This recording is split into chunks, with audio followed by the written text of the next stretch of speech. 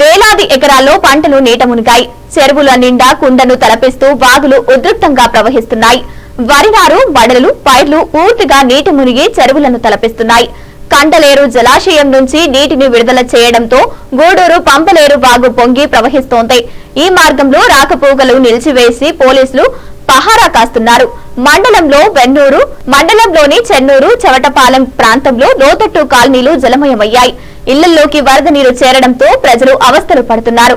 వాకాడు మండలంలోని బాలిరెడ్డిపాలెం వద్ద స్వర్ణముఖి వంతెనపై వరద నీరు ప్రవహిస్తుండటంతో 16 గ్రామాలకు రాకపోకలు ఆగిపోయాయి. రొయ్యల కాల్వ ఉప్పొంగడంతో ముట్టెబాక నుంచి చిట్టమూరు వెళ్లే రోడ్డు కోతకు గురైంది. దుగరాజన్నపట్నం, కొండూరుపాలెం, బావిరాళ్లపాలెం, కొండూరుకు రహదారులపై వరద ప్రవాహం కారణంగా రాకపోకలు నిలిచిపోయాయి. వరద ప్రవాహం ఎక్కువగా వస్తుండటంతో స్వర్ణముఖి బ్యారేజీ నుంచి 13 గేట్లను ఎత్తి 23,000 క్యూసెక్కుల నీటిని దిగువకు వదిలినట్లు అధికారులు తెలిపారు.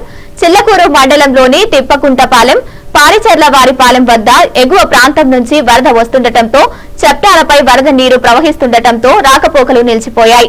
పలు గ్రామాల్లో కాలనీలను వరద నీరు ముంచెత్తింది. చిల్లకూరు జాతీయ రహదారిపై వరగలి క్రాస్ రోడ్డు ప్రాంతంలో వరద నీరు రోడ్డుపై ప్రవహిస్తుండటంతో వాహనాలు నెమ్మదిగా కదులుతున్నాయి. ట్రాఫిక్ కు అంతరాయం ఏర్పడకుండా పోలీసులు చర్యలు చేపట్టారు.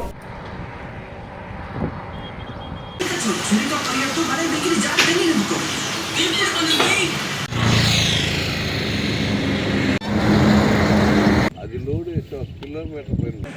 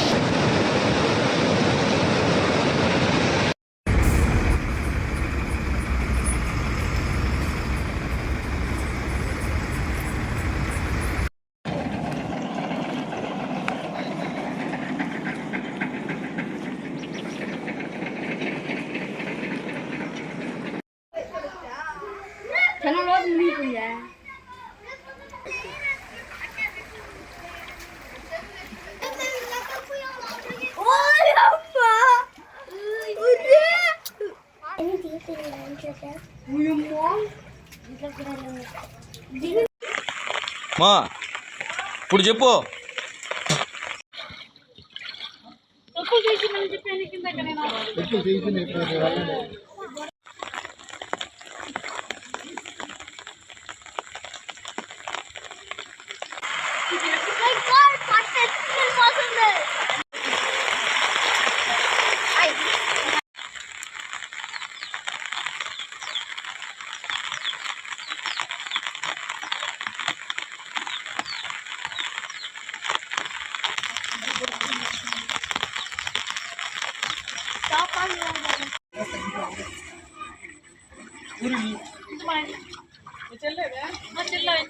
రాత్రి నుంచి నీళ్ళు వచ్చే వర్షం నీళ్ళు గుడి కూడా మునిగిపోయింటారు. ఇళ్ళంతా నీళ్ళు వచ్చేస్తున్నాయి.